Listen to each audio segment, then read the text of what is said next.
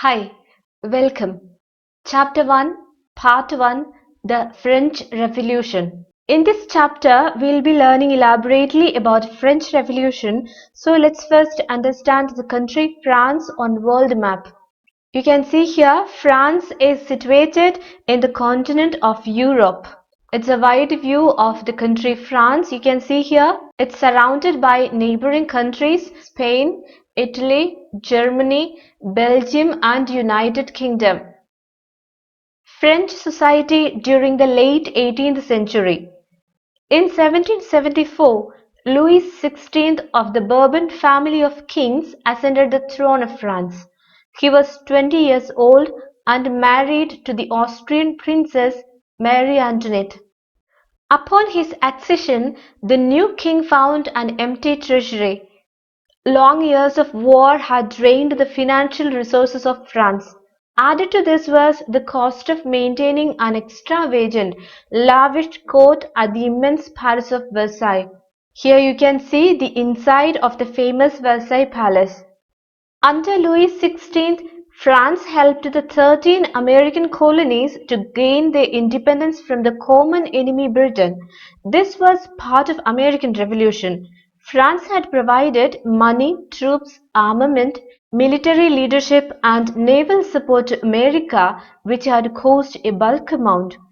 The war added more than $1 billion to the debt that had already risen to more than 2 billion livres. See, livre was the unit of currency in France. It was discontinued in 1794. The lenders who gave the state credit now began to charge 10% interest on loans. So the French government had to spend more percentage of its budget on interest payments alone to meet its regular expenses such as the cost of maintaining an army, the court, running government offices or universities. The state was forced to increase taxes. Yet even this measure was also not enough. Why so? See, French society in the 18th century was divided into three estates, and only members of the third estate paid taxes. This figure shows how the system of estates in French society was organized. The society then was traditionally divided into three estates, let's say social classes. The first estate was the clergy. It included the Roman Catholic clergy and those who worked in the church, those who pray. Their function was the spiritual support and the salvation of the soul of other two estates. The second estate was the nobility. This included the king, the queen, those nobles by birth, and those who fought, the knights. Their function was to protect the other two estates. The third estate was the peasantry, those who work. This section included big businessmen, merchants, court officials, lawyers, etc., peasants and artisans, and the lowest section, small peasants, landless laborers, servants, etc. Their function was to produce the food which supported those who prayed and those who fought, the members of the first and second estates. You see, only the third estate or the common people were supposed to pay taxes. This society of estates was part of the feudal system that dated back to the Middle Ages. You might have heard or read the term old regime. It is usually used to describe the society and institutions of France before 1789. Peasants made up about 90% of the population. However, only a small number of them owned the land they cultivated. About 60% of the land was owned by nobles, the church, and other richer members of the third estate. The members of the first two estates, that is, the clergy and the nobility, enjoyed certain privileges by birth. The most important of these was exemption from paying taxes to the state. The nobles further enjoyed feudal privileges too. These included feudal dues, which they extracted from the peasants. What is feudal dues? It's a compulsory payment that the lower estate had to make to the higher estates. This could be collected in the form of cash or kind of services. So peasants were obliged to render services to the lord, to work in his house and fields, to serve in the army or to participate in building roads. Not this painting. It expresses the system prevailed in France, how the nobles and clergy treated the members of third estate, the peasantry. The church too extracted its share of taxes called tithes from the peasants. Tithe is 1/10 of annual produce or earnings. See, all members of the third estate had to pay taxes to the state. This included other taxes too, such as direct tax, called tithe, and a number of indirect taxes which were levied on articles of everyday consumption like salt or tobacco. See, the burden of financing activities of the state through taxes was borne by the third estate alone. You can see how this concept is expressed in these two paintings. The Spider and the Fly. It is an anonymous etching.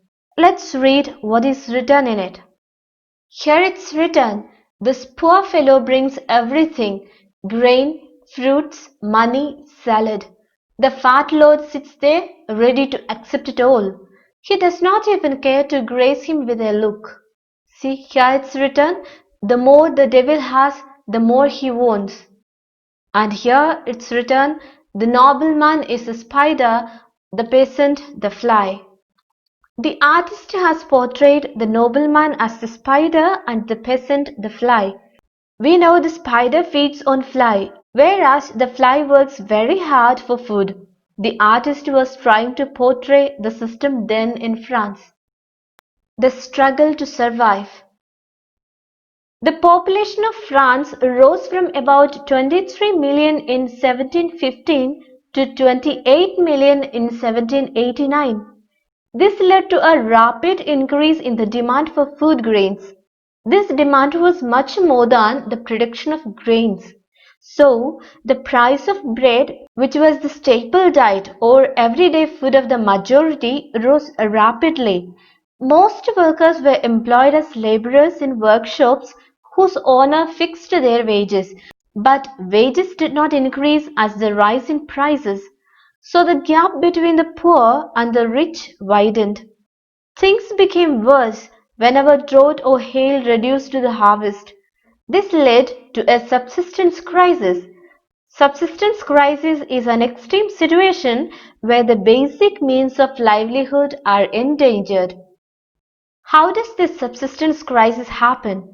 See, we've already said that the population in France had risen from 23 million to 28 million, and so there was a great demand for food grains, but the production was less. Besides this, the workers got fixed wages, which was not sufficient. This was the background. We also saw the drought or hail affected the crop and reduced the harvest. See, a bad harvest leads to the scarcity of grains. Obviously, when food grains are in demand, their price increases.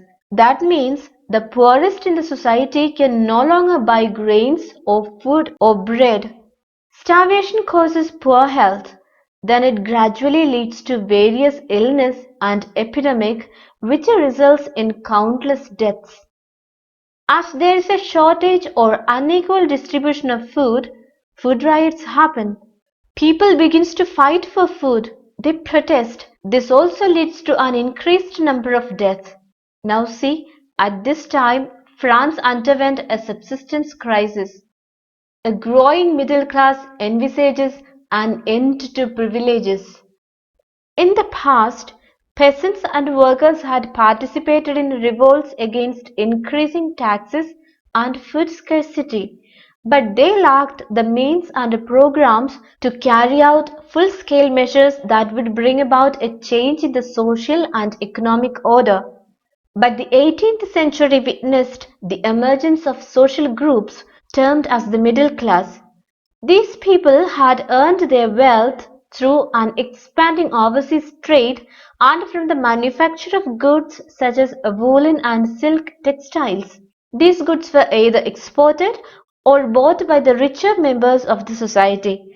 In addition to merchants and manufacturers, the third estate included professions such as lawyers or administrative officials. All of these were educated, and they believed that no group in society should be privileged by birth. Rather, a person's social position must depend on his merit. These ideas, envisaging a society based on freedom and equal laws and opportunities for all, were put forward by philosophers such as John Locke and Jean-Jacques Rousseau. In his two treatises of government, Locke sought to refute or argue the doctrine of the divine and absolute right of the monarch or the rule of the king.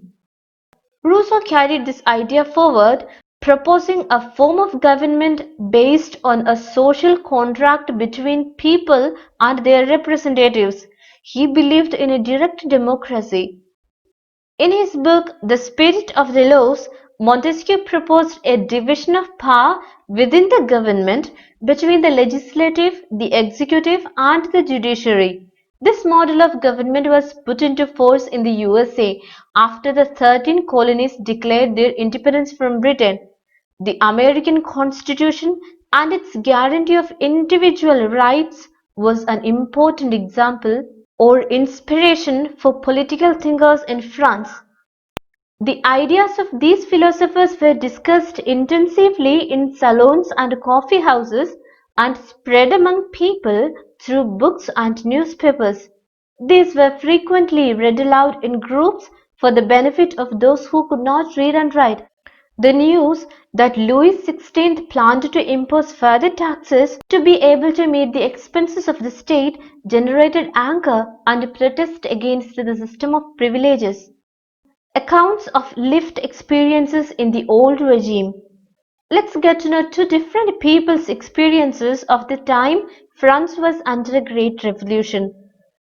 Georges Danton, who later became active in revolutionary politics, wrote to a friend in 1793 looking back upon the time when he had just completed his studies. He says, I was educated in the residential college of places. There I was in the company of important men. Once my studies ended, I was left with nothing. I started looking for a post. It was impossible to find one at the law courts in Paris. The choice of a career in the army was not open to me as I was not a noble by birth, nor did I have a patron. The church too could not offer me a refuge. I could not buy an office as I did not possess a sou. My old friends turned their backs to me. The system had provided us with an education without, however, offering a field where our talents could be utilized. An Englishman, Arthur Young, traveled through France during the years 1787 to 1789 and wrote detailed descriptions of his journeys. He often commented on what he saw. He wrote, he who decides to be served and waited upon by slaves, ill-treated slaves that, must be fully aware that by doing so he is placing his property and his life in a situation which is very different from that he would be in had he chosen the services of free and well-treated men. And he who chooses to dine to the accompaniment of his victim's groans should not complain if during a riot his daughter gets kidnapped or his son's throat is slit. See, Young is conveying a message that any social system based on injustice will not last long and its consequences can be disastrous for the exploiters. The slaves mentioned by him are the peasants and underprivileged in the society. He foresees days of violence on such men called privileged. So in the first part of the first chapter, we tried to understand how the new King Louis XVI dealt with the economic crisis in France. He tried to impose tax on third estate, but this section was under the subsistence crisis due to the decreased harvest and fixed low wages. At this time, the middle class emerged. Ideas of various philosophers influenced them. Now, the news of further taxes leads to the protest. We'll see the next part in the next video. Thanks for watching and learning. Thank you.